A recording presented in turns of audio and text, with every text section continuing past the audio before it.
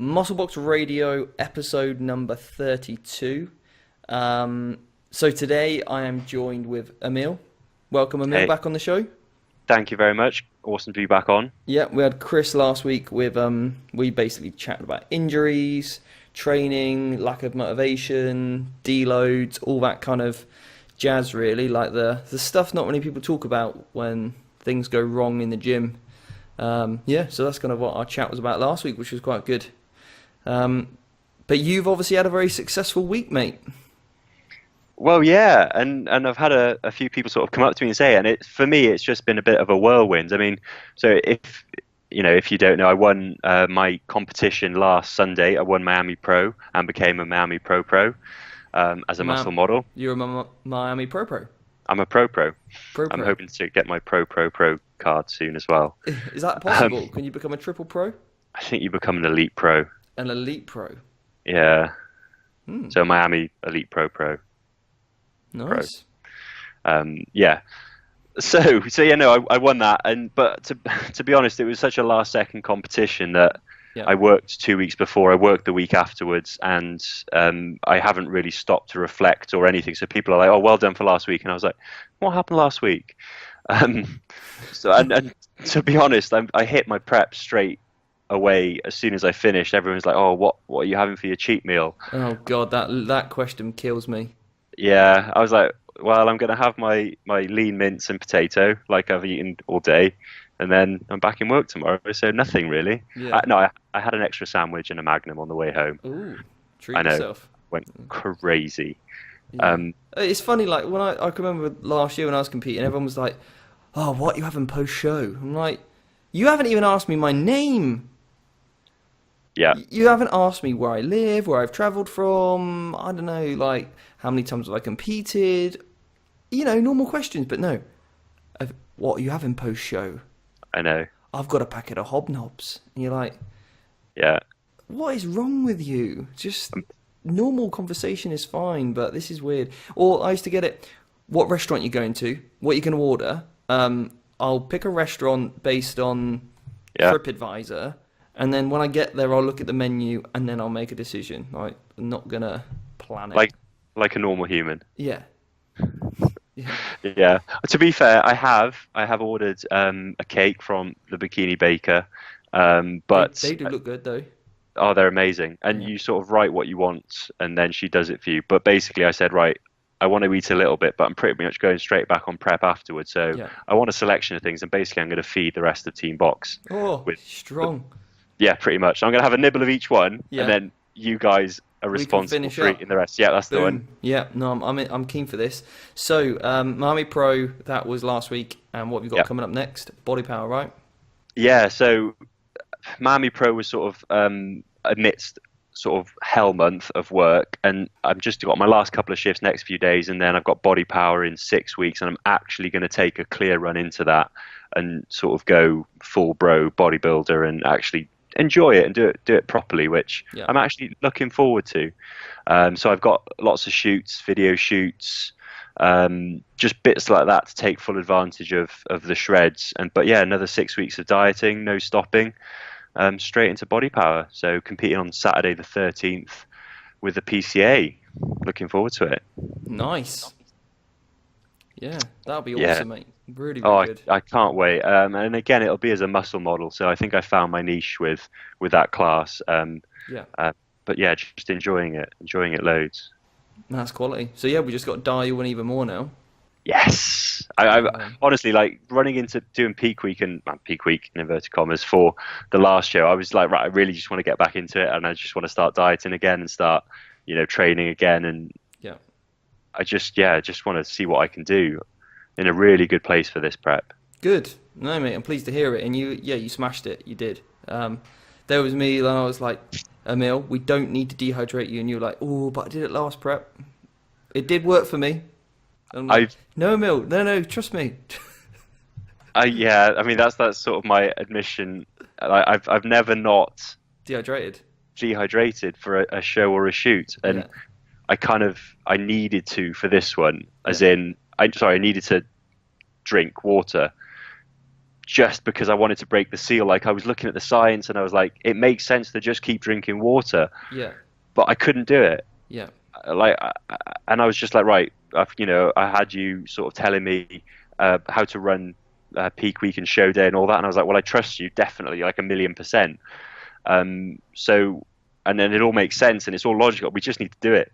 Yeah. We just need to do it. And And I suppose it's quite handy that Miami Pro was one that you entered last minute, so that's the time when you can kind of experiment with maybe a slightly different protocol. If you were going to try it, that was, you don't want to do it if there's a lot of pressure and you think, oh, this is the show I've built up for. You're always going to go with what you know. Yeah. So that's kind of like why with some of my clients, what I like to do is give them a practice peek. So if they have worked with a previous coach before, and they've done something a particular way, and I'll be like, look, you're shredded now. Let's practice this peak in inverted commas, or week of, rather than peak, consistent week, and then show you how good you can look for a certain time on a certain day. And if you like that look, then we replicate, and then normally they're like, yeah, that's good. So that kind of works quite well. Yeah, no, and as I said, it needed to be done, especially now because I've got sort of one or two shoots every week between now and Body Power, and I can't dehydrate. Exactly. I can't carb load. I can't peak for every single one. I just need to, as you say, consistent week every week between now and then. And sort of, as we've discussed, just rejig low and high days. So it's a gentle deplete, a gentle recarb. Yeah. Keep drinking water throughout, nothing special, nothing clever, and just keep dieting, keep training. Yeah. Sounds good. Yeah, I'm looking forward to it. So this will be your first time competing with the PCA, is that right? Yeah, I sort of had my eye on them for a long time. And yeah, I mean, it would have been my first show in 2 years, but Miami Pro snuck in. Yeah. And to be fair to Miami Pro, it was a great show, really well sort of organised and run. Overran a little bit, but what show doesn't? No, so that was enjoyable. And yeah, looking forward to going with the PCA in a couple of weeks. Nice. Yeah, mate. Well, we'll all be there watching. Yes. Team box and full support. Yes. So is it on the Saturday or the Sunday? So it's on Saturday the 13th, and I think it's an afternoon show. So, and to be fair, if you go into Body Power, it'll just be one of the shows that's on at the time. So if you're wandering around, I don't think you need an extra ticket or anything. You can just rock up. Yeah, exactly. So it should be pretty chilled out, pretty good. You'll be able to put the times of your show on your Instagram, won't you? Yeah. And then we'll also put it out on the Team Box page when you're competing. So then if people do want to come and watch, or even just come and say hi, we'd love it. Yeah, we'd love people just to come and say hi. Definitely. Come in, support you, give you a cheer, because it's so great when you walk out and you've got people cheering your name. It's so nice. So, yeah, if we can get anyone who's at Body Power to come and support Emil when he's on stage, that would be fantastic. We'll all be wearing, like myself and the rest of the guys, Dan, Chris, Laura, Mike, and then potentially some of our clients as well, and other athletes, we'll all be rocking Team Box kit. So we'll be, if you see like a big cow, basically black and white area, then that's probably us. That will all be on brand. So come and say hello. It'd be great to meet people, actually. It will be. And it's been so nice, actually, when people do come up to you and go, oh, I listened to your podcast. And you're like, wow, that's pretty sweet. So that's really, really good. And now we're starting to get a lot more questions in as well. So I said last week on the podcast with Chris that what I'm going to do every single week is I'm going to put out a post the day before or 2 days before I'm due to record a podcast.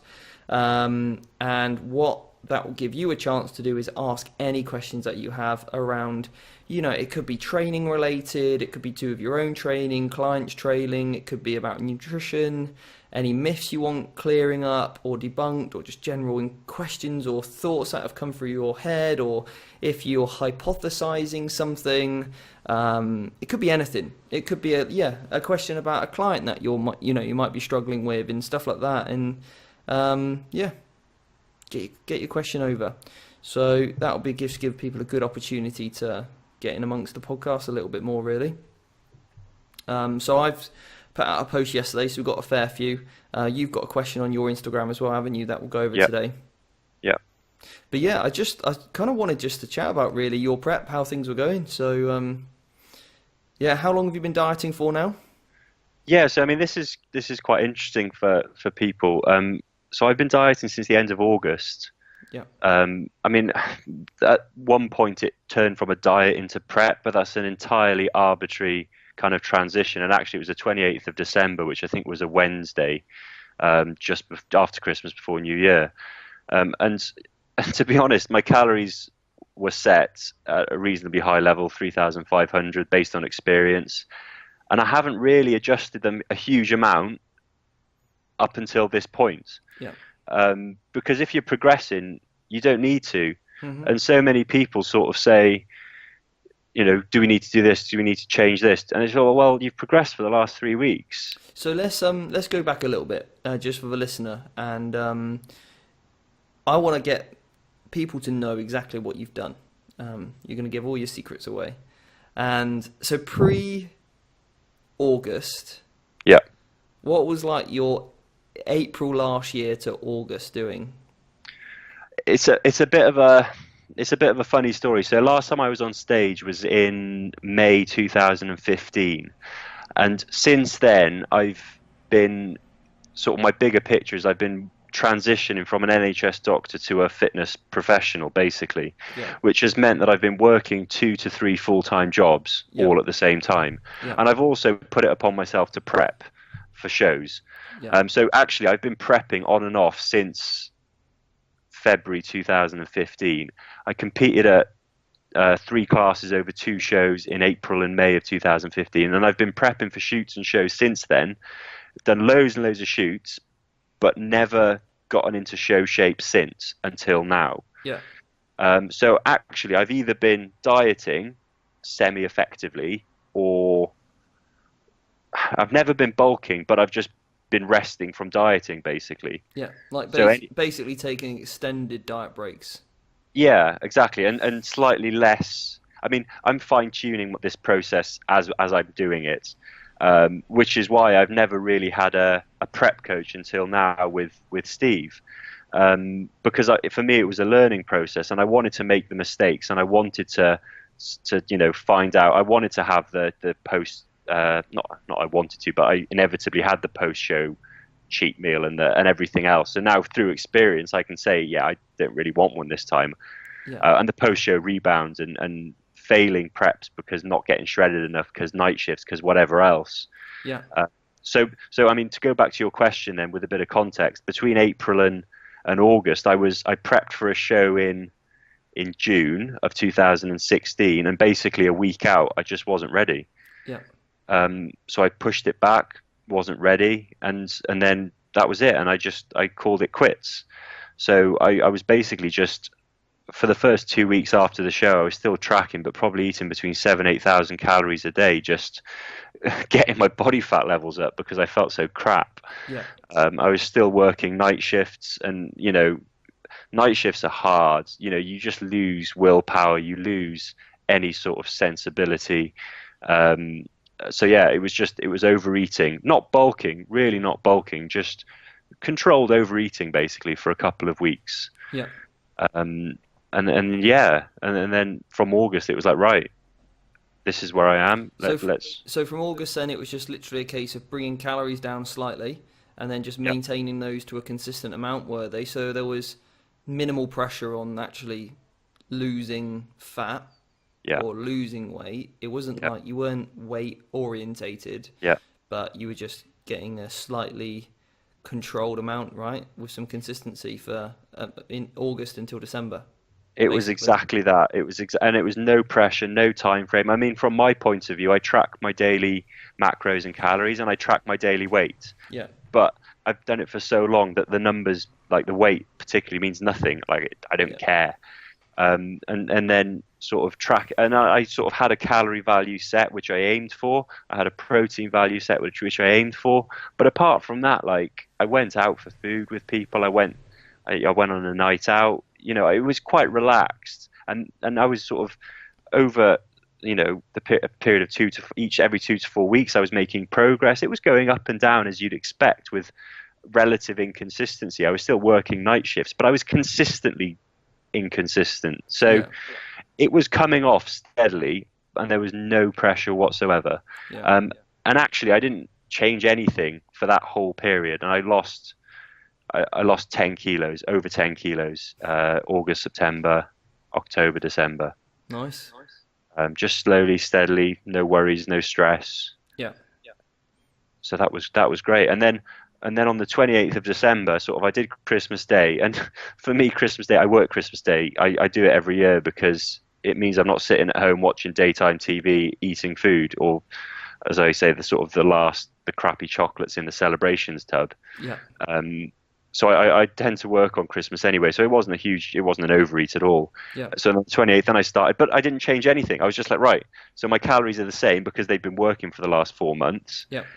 But now I'm going to track more consistently and more rigidly. So And sort of less eyeballing, more actual yeah, precise weighing, that kind of stuff. Yeah. So I think that's what you mean, right? absolutely, exactly that. So exactly that, less eyeballing, tracking sort of things that I wasn't tracking before. Perhaps I would start tracking like sauces, Yeah. things like that, veg, a little bit more. And that sort of meant that I was reducing the calories slightly because there was a little bit of Yep. leeway or slack I was taking up, but in my head my calories were the same, and they were effectively. And things like eating out and guesstimating portion sizes, there's always error there. So if you do that 3 times a week, Yeah. there's potentially quite a lot of error, and I just cut that down. I didn't stop it by any means, there was no point, Yeah. but I cut it down. And But there's a difference, isn't there, between you can eat out and have a 8-ounce fillet steak or whatever, 12-ounce rump versus a lasagna. exactly. And you don't know how much cream they've put in there. You don't know what the white sauce is contained. You don't know how much cheese they've used, what sort of, percentage of lean or high-fat mince have they used, olive oil that has been cooked in. You just don't know. Whereas a 12-ounce fillet is a 12-ounce fillet, and then essentially you just add on, I don't know, an arbitrary 10 grams for butter or oil or whatever it's been cooked in. And you've got a good or a much closer estimation then of actually what you're ingesting. And I think, when people think about weighing their food, or that can be quite an alarming point for some people to be like, oh, I don't want to do that. Or it's really maybe too much for some people. But it doesn't, I think there's like a scale, and there's, you can certainly do eyeballing food will get you a great portion of the way for someone who's never done it before. Just eyeballing food, having an awareness or a mindfulness about, what you're actually eating, how much you're actually eating, and someone will make great progress if they've never done it before. Well, exactly that. And actually my pre-prep from August to December, it was such a loose process with weighing and with tracking food. And I got into good shape, like by any normal estimation. There was a full 6-pack, there was shreds on the arms and legs. Yeah. So by any normal sort of diet, I got into shape. Yeah. And that was loose, Mm-hmm. That wasn't weighing everything, that wasn't tracking everything, that was sort of, I've got experience in tracking and dieting, but it was pretty chilled out, and that I could sustain that forever without a problem. Yeah. And it's only now that it sort of got into bodybuilding prep modes that you do have to tighten up, and that's just Yep. a case of managing expectations. If you want to get super shredded, then you need to tighten up. You can't eat out 4 times a week. Yeah, exactly. And it's like anything, isn't it? If you want to be good at something, you have to do the miles that other people aren't going to do. That's just exactly what it is. If you want to be good at 100-meter sprint, you have to get on the track more often than other people. Focus on your recovery, have good nutrition pre and post and all that kind of stuff, really. So it's no different, is it? If you want to be top of your game, then you got to do the things that are going to, make the difference. Exactly that. And actually, another thing that that did change, I suppose, with prep was those little the extra optimizations, like before that December sort of arbitrary transition point, it was, eat whatever, whenever. But after, when I started prep, it was like, right, let's sort out protein timing, let's sort out meal timing, let's tighten up my macros. Yeah. All these little things which, the evidence starts to get a bit hazy for some of them, like the anabolic window. But, the anabolic window might be useful. So I'm going to hit that anabolic window like hell. Why not? Like, of course, like I'm a bodybuilder. I'm looking to get to, the top percentage of body composition in the world. So I need to get every little advantage I can. For the sake of taking a shake to the gym, I don't care. I'm going to do that. I'm going to eat protein every 3 to 4 hours. Like, of course I am. Yeah, exactly. Yeah, no, that's exactly it, mate. And it was. It's always interesting when I bump into Rich Hooley. I bumped into him yesterday, and I try and get him back on the show at some point. So he's already been on once before, and I'd recommend going and listen back to that episode if you haven't. But Rich literally fascinates me. Episode number 13, it was. So if you haven't listened to that show, go back and listen to it. It's really good. But basically, he is the smartest person I know, and he is someone that is always coming up with new ideas and things like, in the research, we found this, so I'm doing this now. And I'm like, that's amazing. Like, just, I don't want to spoil what he's probably got to say, but he was telling me a new protocol that he's running, and how he's kind of manipulating his nutrition and stuff around it through some evidence that they found. The research hasn't been published yet, so I have to be a little bit kind of hush-hush. And it was only some cliff notes that he gave me, but I'm sure he'll be able to get onto the show at some point and tell everyone what that is. But he literally looks for every single way to optimize everything. And he's the smartest person I know. And he's a multiple world champion. Yeah, exactly. Yeah, exactly. It shows. Yeah. And it literally just fascinates me what he comes up with. Because I would never think to do it, but I'm not as smart as he is, so yeah. Yeah, I literally love it. And that's just someone who is, you chat to him and he is so passionate about the sport. He absolutely loves it, lives, eats and breathes it. And for him, as a world champion, doing a slightly different thing with, let's say, his pre-workout nutrition, for example, makes no difference to him. It's because it's not going to affect his time, it's not going to affect his budget, it's not going to affect his preference. It's literally not going to have any detriment to anything, is it? So if you can do those things, then great. The problem I think sometimes we find is that, like when I was younger, I used to look at the back of the ingredients on whey protein, being like, comparing them, like, this has got 23 grams of protein, this has got 24 grams of protein, this contains CLA, but this one contains L-carnitine, which one do I buy? I didn't have the money to be splashing out on L-carnitine and CLA and this and that and God knows everything, but I was kind of led to believe that I needed those things. But I wasn't training hard enough, I wasn't training particularly effectively, and I wasn't eating enough food, and I wasn't consuming enough protein. So I wasn't even doing the basics, yet I was trying to do the most extreme things. Yeah, I mean, that's what we see all the time, is people concentrating on the fine tip of the pyramid instead of, and then just ignoring the sort of 60, 70, 80% base, which is, control your calories, look at your macros. It's Eat like, some oh protein, train exactly. hard. Yeah. Exactly. Yeah. So I think it's just, finding out where you are on that scale. But no one wants to, or not many people I know would admit, that they're still in that fundamental level, like literally for the last, 4 or 5 months since November, I've been literally entry level, and I'm happy to admit that. I've been training 3 to 4 times a week, been training decent, like nothing fancy like I used to, which used to really like trick me out. Like I've been doing no like optimization in inverted commas, nothing like that. I've just been doing some compounds, some isolations, 5 to 6 exercises, 3 to 4 times a week, and I've just been eating protein 4 times a day in a good chunk at a time, not tracking my macros or calories, but I've just been eating protein. And now it's only like, now I'm actually going to start tracking my calories again and trying to get macros in. So now my calories up are, pretty extensive. Like I'm trying to hit 250 protein, 500 carbs, between 100 and 150 fats, just to get the calories in now. But, I'm back at entry level.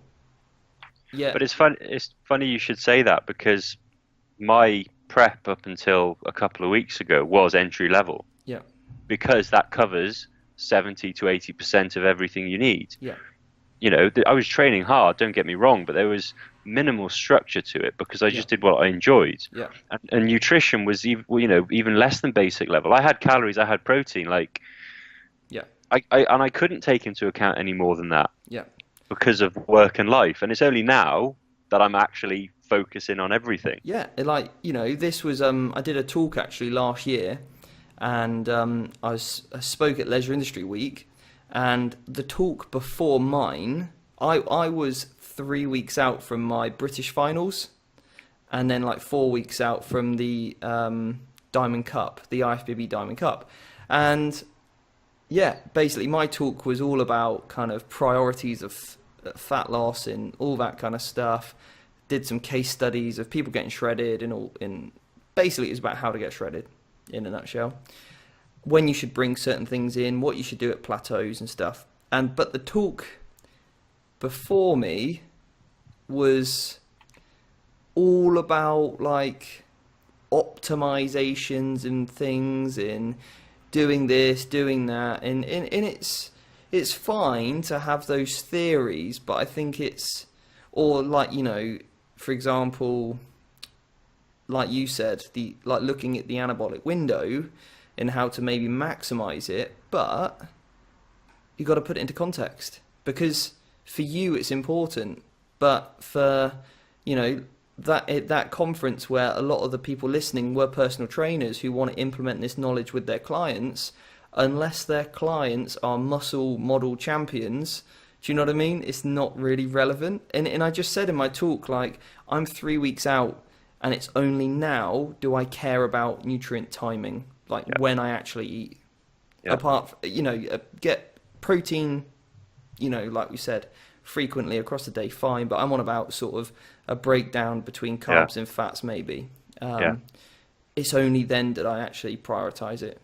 I mean, if you're not training regularly and training hard and have some sort of handle on your calorie intake, then literally everything else is irrelevant. Yeah. Like when you're telling sort of, a new client that she should be having a protein shake after a workout, it's like, whoa, chill. Like we're on different planets here. Yeah. I coached a friend of mine actually, and the only way I could really get him to take protein was for him to actually remember when he went to the gym, he would take his post-workout shake, and after the workout, he would have it. So that was like a scenario that we built for him, but I laid it out straight. This is only a way so that over the week we can try and get more protein into your diet, because you're probably going to forget to have it at breakfast, because I knew his lifestyle and all that kind of stuff. But that's different. In sometimes those we might call it slightly broer ways of thinking, they have some purpose, but you just need to explain it right as to why they could be useful for their client. I mean, exactly that. That's using a sort of a common preconception which is built into someone and using it to build a good habit. Yeah. And the fact that it makes no difference for that chap whether he hits his anabolic window or not, that makes no difference. But if he's hitting his protein, that's much wider on the base of the pyramid. Yeah. Now that is important. And if he can hang that more fundamental principle on some slightly more spurious one, then great. Boom. Yeah. Like I have it when basically I've been a bit slack on my hydration the last few weeks. So I have it now when I walk past the newsagents, and if I don't have a bottle in my hand or in my bag, I go into the newsagents and I buy a 1.5 litre bottle of water. Then I get it in, and then I might have that bottle for a day or so, whatever, good, and then, my bottle's been thrown out. I'll go past the newsagents onto the way to the coffee shop, pick up a new bottle, so I'm constantly drinking, and that's helped no end. And it's just little things like that, building little habits so that, Yeah. yeah, hydration is, a key factor of, good performance and health and everything else, getting good protein in. Yeah. So I think they're, good little tips. Any other tips actually while we're on the, what else do we do? Because this is the thing, like some people ask me, but it's really difficult because you've just been doing them for so long that actually you just forget that you do them. So I tell you what, we'll play a game. We did this last week, all right? You give a practical tip, I'll give a practical tip as quickly as you can relating to training or nutrition. Okay, so with my morning supplements, I have them all. So a lot of people say I forget to take my fish oils, I forget to take my vitamin D, whatever. It's above my cupboard where my kettle is. So while I'm waiting for the kettle to make my coffee, which I'm going to do without a shadow of a doubt, I'm sitting there literally looking at all my subs. So I'm like, all right, fine, let's take these while I wait. So that's my reminder for taking the boring supplements because I'm waiting for the fun coffee. Nice. Nice. So mine is that I like fruit juice to drink. So what I do is I mix my BCAAs in with my creatine so I don't forget to take my creatine. So otherwise I would just forget to take it, and I take that pre-workout. Like I like BCAAs because I like the flavoured sort of juicy drink, and I don't like how like squash leaves that sometimes like film in your mouth. So I make a BCAAs drink up in a big bottle of water, and I chuck my creatine in to get my weekly dose in because I always forget to take it otherwise. I see, that's interesting because I've got my next one's a creatine one as well, because creatine is one of the things that people ask me when's the best time to take it, and I say it's when you remember. Yeah. Pretty much. You can theorize about the time frames, but it makes no difference. So for me, because I've got this whole anabolic window thing, post-workout shake in my head, Yeah. my creatine goes in my post-workout shake. Nice. I make it, I chuck it in the fridge. As soon as I get home, that goes down. And again, it's piggybacking a habit which you're not so good at remembering onto a habit which is ingrained for whatever reason, whether it's a myth, a tradition, whatever reason you've got these habits, you can piggyback other habits onto them. So yeah, what's yours? So that I get enough vegetables in my diet, I like to see 2 different colours. That is incredible. Easy, isn't it? That has blown my mind. Yeah, you can have that one. I'll take that. I will take that. Just 2 colours, mate. That's all you need, 2 colours. Like, 2 colours is, like, you don't need to get, like, make sure you've got 4 or 5 different things. Like, no, just 2. 2's fine. Because if you have 3 meals a day and 2 different vegetables, that's 6 decent portions across your day. That's enough, really, isn't it? Let's be honest. Because you probably might have some fruit or whatever as a bit of a snack. But 2 colours, job done. Tomatoes and cucumber.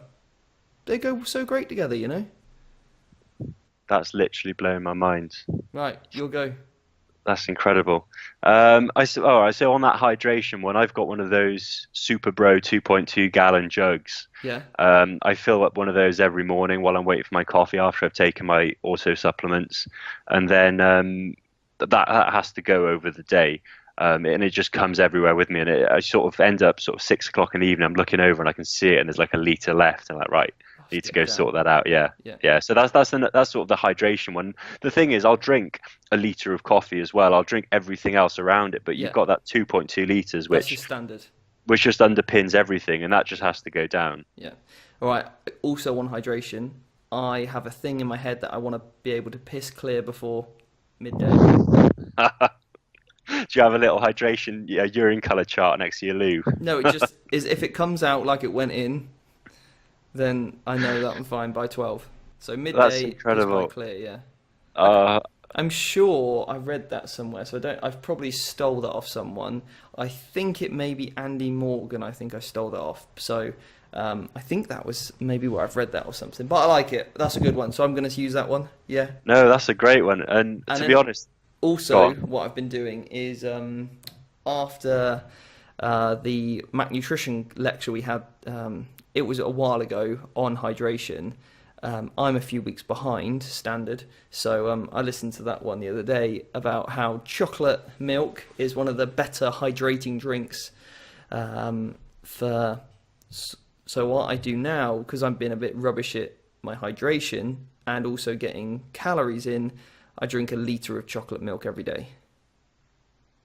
That's another incredible one. Yeah, boom, love it. That's just taunts me. Yeah, it's like I'd, 30 grams of I'd, that's like 30 grams of protein, about 20 grams of fat, like loads of carbs, and a liter of essentially good hydration. So yeah, go on, your well, next tip. yeah, no, I mean my hydration is abysmal because of my job and various other things, but yeah, no excuses. But so when my job and my schedule gets crazy, then I literally go straight back to the utter basics of the base of the pyramid, which is calorie balance, and not even over the day, over the week. Yeah, So it literally doesn't matter always when over. I Yeah, I think doesn't matter when I eat my calories. yeah, so I think weekly is the best, or even potentially with females monthly. Honestly, I've got a graph. I will post it. I've got the weight loss chart for one of my clients. You could predict her periods off her weight loss chart. Yeah, You could literally draw, yeah, this is when she's having it, this is a week after, and it's yeah, just like clockwork, yeah, which means for 2 weeks out of 4, she's not losing weight. yeah. But But in over the 2 weeks 12 she weeks, does, yeah, yeah, exactly. in the And 12 weeks is perfect. And like with some of my clients who have particularly like ravenous cravings during that time, I let them. So I go from being like at Teambox, we have like a level system that we use with our clients, and basically I let them go down a level so that rather than hitting macros, they just hit protein and then calories. So rather than hitting specifics, they can choose based on that day and that preference. And also then what I'll also do is implement, like, give them optional refeeds and that kind of stuff. So if they need it, they know when they can take it, how much they can have extra, so they never feel that guilt. And then we could just manage those, and obviously the longer you work with someone, the more you get to know them, you know what they can handle and all that kind of stuff. But yeah, I think that's good just to be able to undulate things day to day. Yeah, I mean that day to day and sort of over the week or over the month average is literally fundamental to my dieting. Yeah. And as a bodybuilder, then the only other thing I consider when the hits the fan is protein, Yeah. regular protein. So that means protein every 4 hours, which means literally anything. That can be a BCAA drink, that can be a protein bar. I just need to hit that leucine threshold. That can be a shake. So that can be top herd jerky. As long as I'm hitting protein every 4 hours, I don't even care, and this is controversial, about the total protein over the day. Yeah. I finish days on 120 grams of protein. Times that by 4, that's 600 calories, Yeah. something like that. And that's my day. Yeah, and that's exactly it. If you're getting in 4 to 5 servings of optimal muscle protein spike, should we say, then yeah. So anyway, we'll quit our game there. Maybe we pick this up another time. But I like the game. I might give this a weekly feature actually, potentially when it's appropriate. So let's get into some of these questions. So we've had a question in from K Davis 679. So that's his Instagram account. By the way, if you ever ask me a question and you don't want me to say your name, just say, please don't say my name or whatever. I'm happy to do that. They've asked, how many pounds over stage weight would you recommend a natural advanced lifter to get? Obviously, it must be during their off season. Now, I mean, what's your initial thoughts? Well, we briefly touched upon this when we saw it, but I mean, fundamentally, for a natural advanced lifter, you need enough body fat to adequately produce hormones. Yeah. And you need to be in a calorie surplus. Apart from those two, as little as possible. Yeah. There's no reason to get fatter than that. Yeah. Because it just makes your next prep, your next cut harder. Yeah. And what number is that? How many pounds is that over stage weight? It's in who knows, like, if you're a bodybuilder at 3% body fat, then it's going to be quite a lot of pounds above your stage weight. If you're a flouncy muscle model who doesn't even get that shredded, then it's probably not that much. Yeah. So it's going to be proportionate, isn't it, to obviously the individual. So probably working on a percentage might be better. To try and tell someone what that percentage should or shouldn't be is difficult.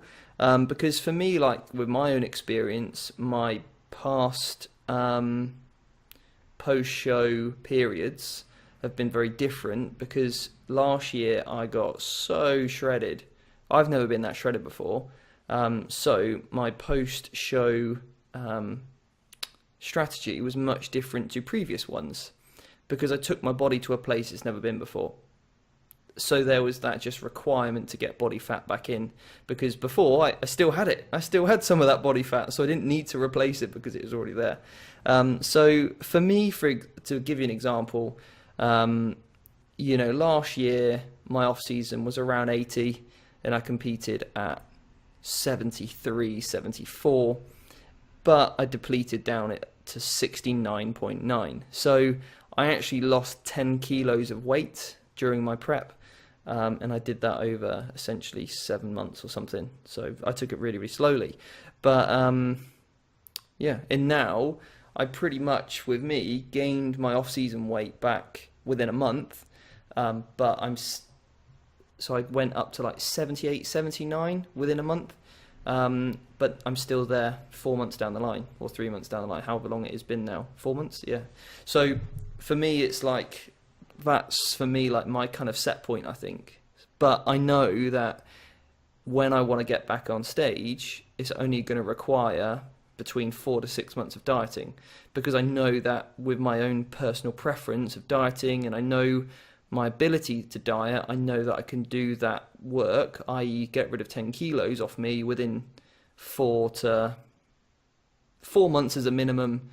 Probably 8 months, more than ideal, 6 months if I need to, whatever, right? So depending on show date. So I think it could depend on when's your next show, and then you can sort of plan out how long do you want that off season to be for. How long is it going to take you to periodize that out? So if I knew I was doing a show in 2018, and let's say that show was in September, I'm probably going to want to start prep. Let's say I was going to give myself 5 months. I work that back, so that's August, July, June, May, April. So probably March time, I'm going to have to start to think about prep, give myself 5 to 6 months. I know I can get the work done for September. So then I can work that back out to say, right, so I know that I can lose 10 kilos in that time quite comfortably without completely destroying myself. So I need to make sure that I'm not more than 10 kilos above my stage weight within that time period by March, if that makes sense. If I'm more than that, if I'm 12, maybe then I need to start in February. If I'm 14, then maybe I need to start in December of this year, of 2017. So I think your weight is going to be determined on how aggressively you can cut by, whilst maintaining muscle mass and all that kind of stuff. Because some clients can, and some individuals can hack being hungry and dieting hard, other people can't. And that's just, unfortunately, you get better, I think, with experience, and there's just something inside you that, like, I'm particularly good at it, I would say. Some people I know aren't, but they can still get there. It's just going to take longer, or their path isn't quite, so they need to just plan for a longer period of time to get it done. That'd be my view anyway. No, I mean, I agree entirely. And to sort of give another anecdote, I got up to 126 kilos by last August at an absolute peak, and that's far, far too heavy. There's no need to get that big, which is why I did a pre-prep, pre-diet until December, where I got down to 114. So what's that, 12 kilos off? And then at 114, I was within striking distance. I was 10 kilos off a 20-week prep. Yeah. So, and that's what I've done now. And I've hit a lowest of 103.5 already, which is lower than I've ever been. But I know I can easily sit at 110, 112, training hard, reasonable shape. Yeah. So I know that will be roughly what I will aim for in the off season, whatever. Yeah. I'm not going to bulk, so I'll aim for 110, and I'll know I'll still have a six pack. I know I'll have enough body fat to be functioning well. Normal, yeah. Yeah, exactly. So it's kind of doing it backwards and thinking, right, I still feel good at this point. Yeah. So that's what I'll aim for. We've had another question in from PK_finding_fit. How slowly should you reverse diet when coming off prep, but also to avoid binging? So I think we've obviously kind of covered that a little Yeah. bit, but maybe we can go into that a little bit more with that emphasis to binge. Maybe how I, quickly should we bring calories back up? well, basically, as I see it, there's no huge physiological, sort of benefit to the body of stringing it out. Um, Yeah, when you're in sort of bodybuilding comp shape, you're totally non-functional. Your hormones are in their boots. You're not able to produce muscle. You're literally a mess. hmm So you want to get back to normal levels as quickly as possible, and that will involve gaining fat. Um, so actually, I would say do it as quickly as possible to get back to a maintenance. Now, binging is a totally different kettle of fish, and not binging or binging yeah, isn't to do with the reverse diet. I mean, if after the show you have a cheat meal, cheat day, whatever, and eat 20,000 calories and then keep doing that, then that's not a reverse diet. yeah, If the day after the show you go from 2,500 to 3,500, which is maintenance, then that's you've reverse dieted to maintenance in one day. yeah. But that's so far from a binge. Yeah. So You that know, my again my take on this would be it's going to depend on how lean you got. yeah, Years ago I was at the school of thought to think that let's say you dieted over 12 weeks for whatever that was, or let's give it a bit longer. Let's be a bit more realistic. Let's say you dieted for 4 months, 16 weeks. You would then kind of reverse diet for also a 16-week period until you're back to where you started.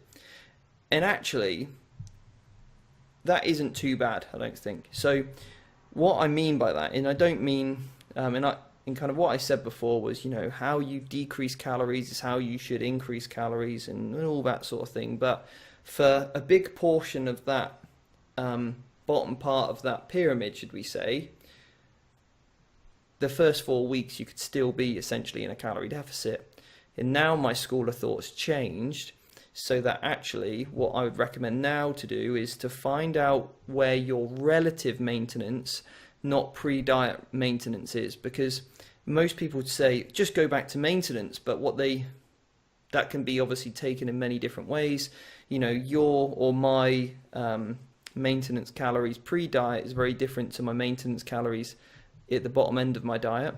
So essentially what I would try and do, and it's just because my body hasn't quite, not even necessarily the adaptation my body's gone through in terms of thermogenesis, but more to the point that my body is just still tired, still lazy, and that's where I'm not getting in, or that's how I'm not basically making my TDEs high, is through that complete lack of movement, complete lack of training intensity at that period. So my relative maintenance at that point is much lower. So let's say my maintenance calories in my off season is 3,500, but actually my maintenance calories at bottom end of prep is 2,500, because let's say I'm dieting on 2,000 calories. So then for me, I would just literally go straight back up in the first week to maybe 500 calories over where my predicted maintenance would be. So that's up at 3,000. I can eat like that for literally a week, and I'm only going to gain a pound of body fat or half a kilo of body fat. But eating at 3,000 calories every day for a week, I'm going to feel pretty good. I'm going to get all those food focused things out of my head. I'm going to be able to enjoy some nice meals. Everyone wants to eat out with you once you've finished a show, because you've kind of, restricted that from them. So yeah, if my maintenance is 2,500 and just for the first week I go up to 3,000, it's not a great deal. As you said, it's not that much. But then the week after that, drop back at 2,750, for example, and then gradually build things up as training performance goes up, as NEAT goes up, etc. And then you'll still be relatively lean then. But I think a yeah, big point with this as well is to get back to normal, you need to gain fat. yeah, Your body doesn't function at sub 5% fat. yeah, You need to get fatter. yeah, So you can slow it down and stuff, but actually you're not going to look like you did on stage, yeah. and it's not maintainable. Yeah. That's just a fact. And that's it, because you are so food focused and people do want to eat out of you and stuff. It is better literally just to go, right, I'm going to take calories up to a point where I can enjoy my food, expect a little bit of body fat gain, not a horrendous amount, so, not 10 kilos within the first week, but do you know what I mean? Like a kilo or something. And yeah, as your delivery come. My delivery's come. I literally saw him pull up about 5 minutes ago, so I'll have to That's go get right. that. You go get it, Emil. You go get it. So I'll continue chatting anyway. So yeah, and that's literally essentially it. Is just it is going to depend on how lean you are, to what extent you actually got to. So there is a difference between, for example, how lean a perhaps fitness model needs to get to bodybuilding. So therefore, the amount you're going to have to recover from, or in the extent that you're dieted through as well, is just completely different. So it's going to be very much context specific. But again, it's a great chance to look at calories over a month rather than day to day. So don't beat yourself up if you've gone over a day, because you are inevitably going to go over at some point. And you also don't want to be in this position where you literally go, you overeat by, let's say, 2,000 calories, and the next day you try and diet again, and bring calories down by that 2,000, because that's not going to get you anywhere.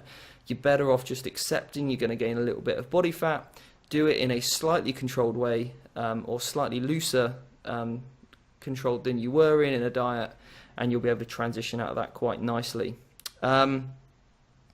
We've still got a couple of questions left, but what I'm going to do is I'm going to save this for another podcast, and maybe we get Emil back on the show, and because we've already been talking for a good 50 minutes. Oh, are you back now? You're back? Yeah, they were literally punctual to the second. Sweet. Right. Anyway, I just basically rounded off to say, don't try and get yourself into like a binge starve routine. Just accept you're gaining some body fat and move on, essentially. You all right? Yeah. Sweet. Yeah. All good. So very quickly then, we want to wrap this up in the next 5 minutes.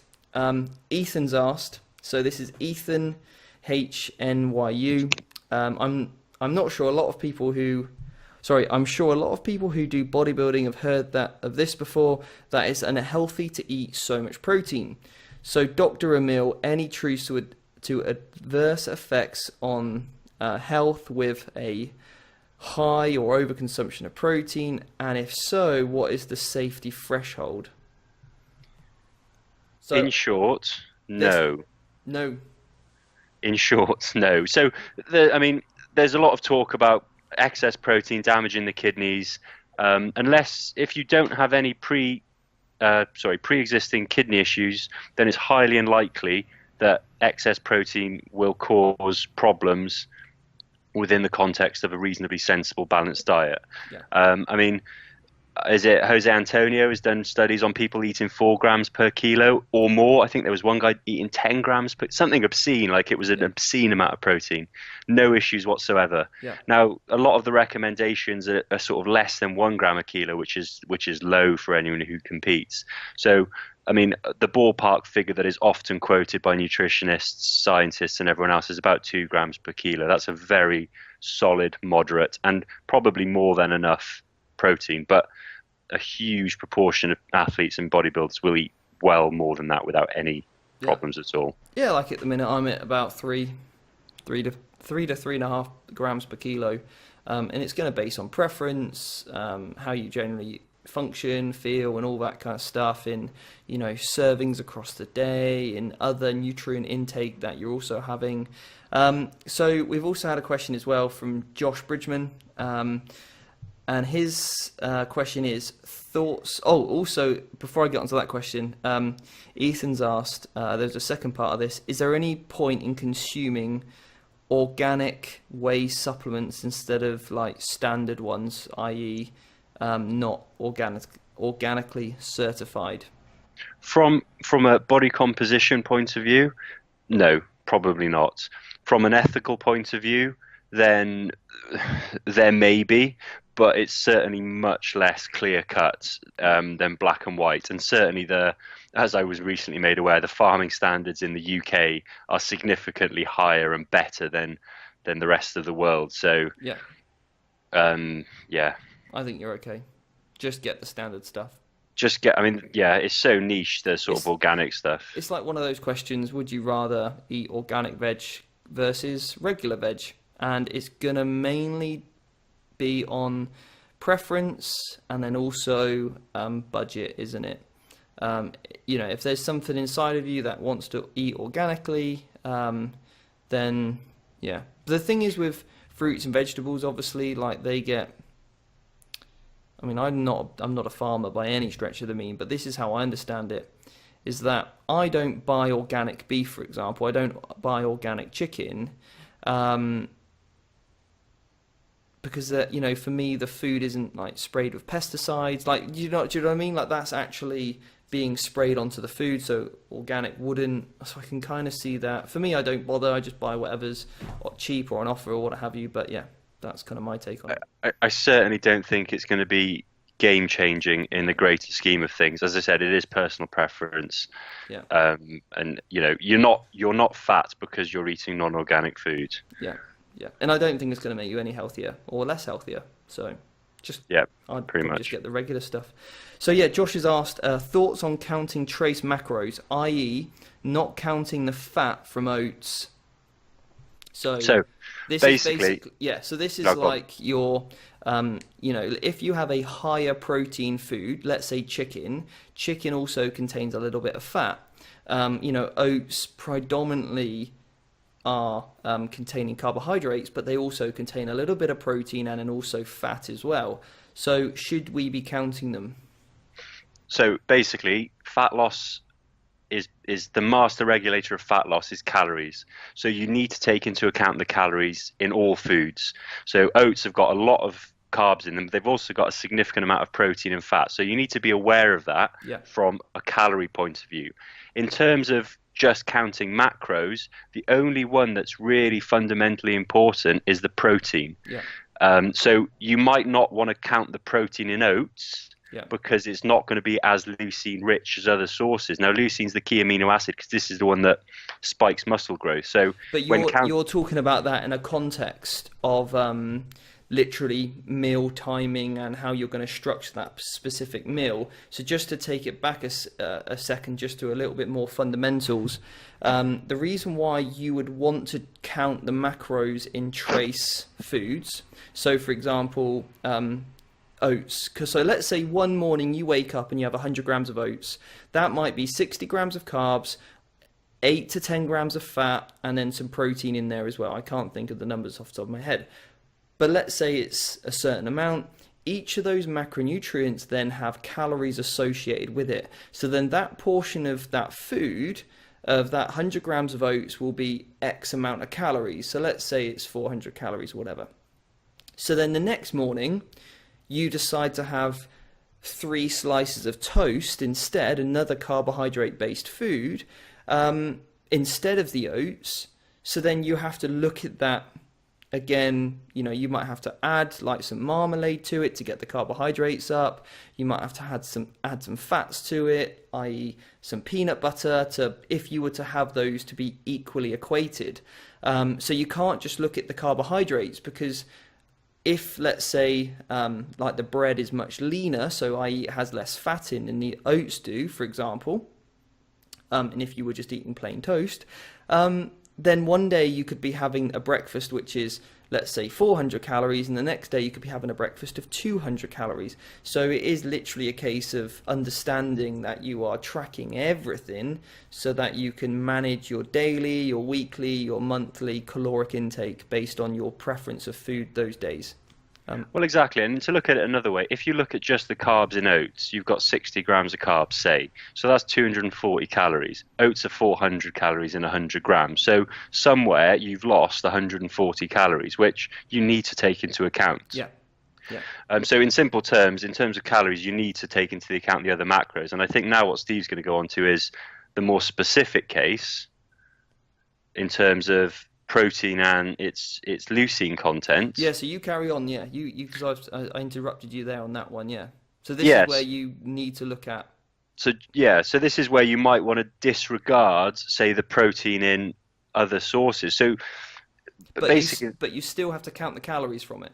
But you still have to count the calories. So this is much less complicated than it sounds. But basically, what you want to do is you want to eat protein regularly throughout the day, to get leucine in to spike muscle protein synthesis to build muscle. Yeah. Now, some foods are high in leucine, some foods are not so high in leucine. Basically, meat and dairy is high in leucine, including whey. Other sources are less high. So when you're looking to hit leucine, you want a certain amount of high quality protein. So it means you want, say, 20 grams of protein from chicken, 20 grams of protein from whey. Now, if you had 20 grams of protein from oats, that wouldn't spike MPS, that wouldn't spike muscle protein synthesis. So in that case, you would say, if you were having oats and chicken, that obvious meal, you'd count the standard. Or let's go for oats and whey, yeah? Let's be a little bit more. Oats and whey, no, that's a great shout. Yeah. So yeah, you'd count the protein from the whey to hit the leucine, but you might not want to count the protein from the oats just in terms of the context of the leucine. It still counts overall over your whole day. Yeah. But in the context of that single meal, you just want to make sure you're hitting enough protein with the whey. And I hope that makes sense. Yeah, I think it does. It makes sense to you and I. So essentially, you need to count all macros for the purpose of calorie balance. So that you know whether you're in a calorie deficit or not, and you can structure your calorie deficit as required.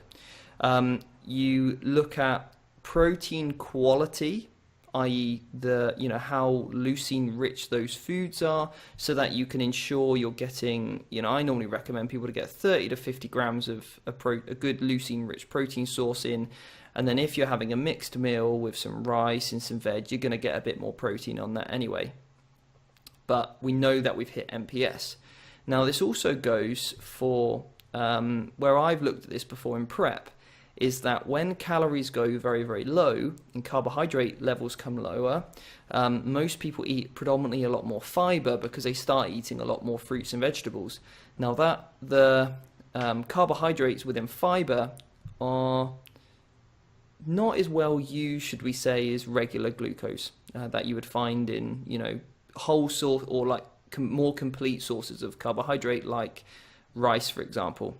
So it's got a much, much lower fiber content, so there's much more glucose to be available essentially for your body to utilize. So when calories are coming down, energy is coming down, carbohydrate stores are coming down, everything's coming down, training performance is coming down, and you then on top of that increase your fiber, so the carbohydrates you are eating are now even lower because you've now added in an extra 30 grams of fiber. You've actually took away 30 grams of carbohydrates. So what I say to people is, look, don't let that fiber creep too high, so then you're not putting yourself in a even further caloric or energy deficit from the lack of glucose to fuel your training, essentially. So in the reason why we do that is because the way My Fitness Pal works, the way that we work, is that we take fiber as part of someone's carbohydrate content. So if I was to give someone an example of, let's say you were on 300 grams of carbs a day, I would recommend someone to be between 20 to 40 grams of fiber per day, but that would be part of that 300 grams, depending on what they ate. But when that goes to a much, much lower level and you're only on 100 grams a day, if you start smashing back 60 grams of fiber a day or 40 grams, that becomes a little bit more significant as a percentage.